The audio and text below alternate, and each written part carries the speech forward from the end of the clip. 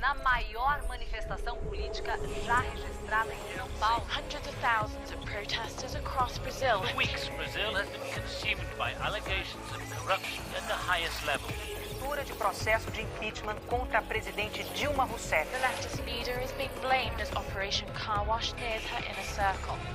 Hello, I'm Barbara Serra, and you're at The Listening Post. These are some of the stories we're looking at this week. The pressure ramps up on the streets and in the media against embattled Brazilian President Dilma Rousseff. In South Africa, a complex relationship between the Zuma government and news outlets in the country. And he may be getting more coverage than anyone else in the U.S. election race, but Donald Trump definitely does not like the media. They are the worst. In the past week, Brazilians have had wall-to-wall coverage of a political scandal threatening to bring down the country's government. Last Sunday, more than 1 million people demanded the removal and impeachment of President Dilma Rousseff. It was the latest development in a 2-year-long story, an investigation called Operação Lava Jato, Operation Car Wash. The investigation centers on a billion-dollar corruption scandal at Brazil's mammoth oil corporation, Petrobras. The scandal has touched many of President Rousseff's close associates. Operação Lava Jato has dominated the news in Brazil and has brought the biases of the mainstream media starkly into view. Rousseff is the second successive left-wing president to be elected in Brazil, and she and her Workers' Party complained that they've been in the crosshairs of a mainstream media monopolized by right-wing conglomerates. The corruption story has not made life easy for the Rousseff government. It's battling waves of negative reporting. However, for many watching the news, well, there is a suspicion that the coverage has just as much to do with pushing the political divide as it has to do with the corruption scandal. The Listening Post's Marcela Pizarro now on the role the media is playing in Brazil's political crisis.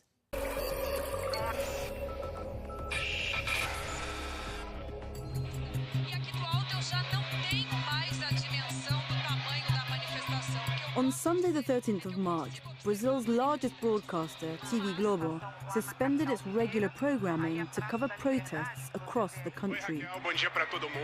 The media had spent a lot of airtime in the run-up, urging people to take to the streets to demand the impeachment of President Dilma Rousseff. Rousseff isn't under investigation herself. Who turned up to protests says a lot about Brazilian politics, society, and its media. The demographic profile of people who went to the streets last Sunday is very particular. They're like upper middle class, white.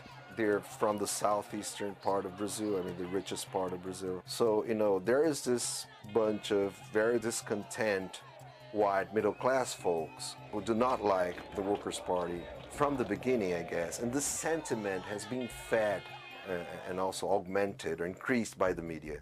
And there was one photograph that went viral on Brazilian media that was absolutely outstanding. It was this middle-aged, middle-class couple going to the demonstrations, and right behind them there was the nanny push-pramming the toddlers.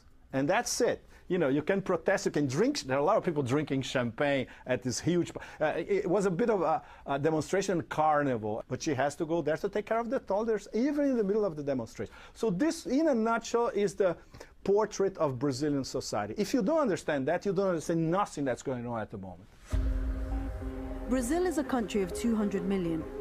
Its deep social divides have been at the heart of national politics. For over a decade, the left-wing Workers' Party, led by former President Lula da Silva, oversaw a period of significant economic and social change. The media system, however, remained remarkably untouched. 5 families, amongst the richest in Brazil, control 70% of the mainstream media. Grupo Globo, owned by the Marinhos, runs the TV Globo network. The Cevita family owns Grupo Abril. That publishes Brazil's most read news weekly, Veja. Grupo Folha is owned by the Frias family. The Sards own Grupo Bandeirantes, and the Macedos own Grupo Records. All 5 families have been part of the Brazilian establishment, the ruling class, for decades. Neither Lula nor Rousseff pushed for diversity of ownership in the media landscape. The big media houses have remained unmoved. There is a sense that a lot of the media owners have not been capable of living with change, as if they feel too threatened with everything that's happening. Any type of ideology which can be perceived as being more progressive is instantly put down, instantly criticized. O que a crise política no Brasil faz hoje é What the current political crisis does is intensify people's emotions. The country splits into two very clear groups and the debate becomes insane. This is a very serious problem. The traditional media has started to become a target of the current animosity. Even if you can identify a particular political leaning in one news outlet or another, the other side's viewpoint will never be omitted. This would never happen as it does on social media, because the press is committed to listening to all sides. Nossa história é de ouvir as pessoas. Corruption is not a news story in Brazil.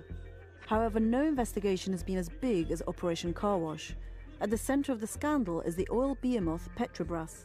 Its executives are accused of taking bribes and making illicit political donations. President Rousseff was head of the corporation between 2003 and 2010.